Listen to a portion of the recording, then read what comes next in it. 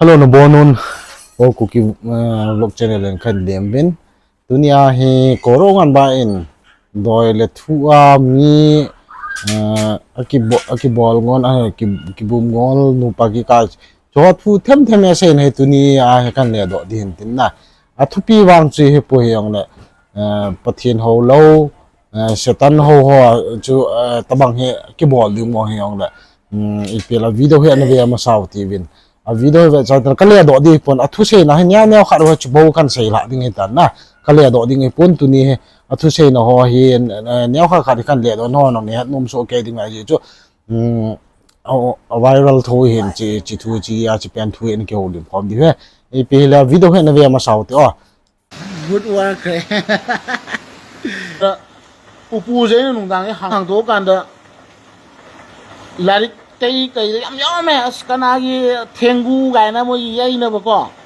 thengu nong gi ade sam nong ai yam yam me ji upu munung si da yam yam me upu munung si da ko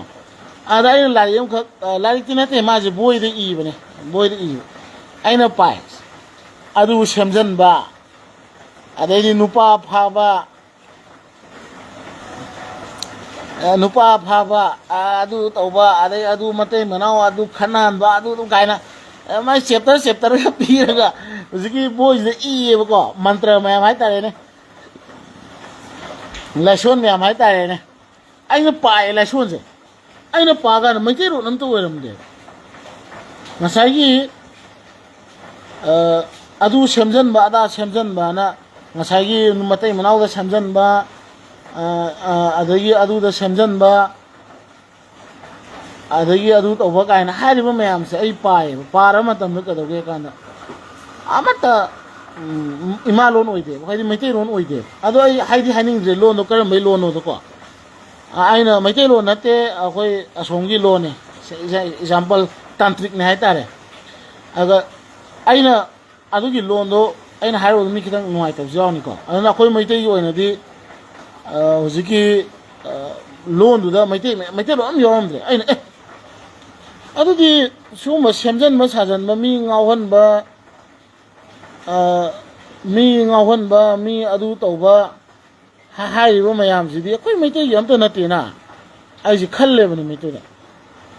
ho ai ps thagat pa ni but to ngawhon le khole ka ha je akoi yem na te na ada aina khalle akoi ima ai ji than pu ena akoi ma jina ai ji than pu ena akoi ma jina kena tawe akoi gi jantra nipan si bai akoi ma jina ai ji than nupa ai than da yawe na jantra nipan si ai nu dang ji ima ji lai ni jantra je nupa lising 35 nupa lising 8 nipan mapan pi lai ni ko aina jantra je hang to ga ye kana bajaputra mana hai bra kena ade dum horo ni mai te gi na ta ba ko bajaputra mana je fa to ye kana aduda iriba lon jo mai te lon na te aduda iriba lon do mai te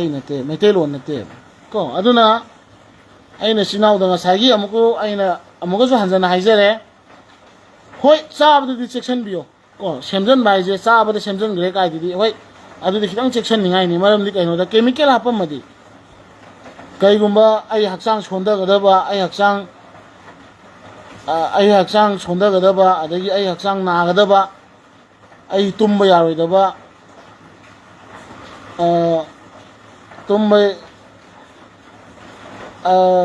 tumba ya ga da ba yadana ba khotana ba mayam je azuma hapsala di sab de ko aduna sab di section be ya aduga ai nga sai jabu do tengban babu semi ba akoi lainai thok sana mai se yum da leiri bane akoi gi yum da ne tengban babu semi ba lainai thok sana mai se akoi gi yum da leiri universe semi ne lai puna maki ning thau ne hai bane lai puna maki ning thau lai do sana me khoi gi yum da lei na kana guma mana buthajan ba kana guma mana semjal le kana guma mana ngawro kana guma ai ngau ro kai na hai ra ga ngau da ba na te ba cha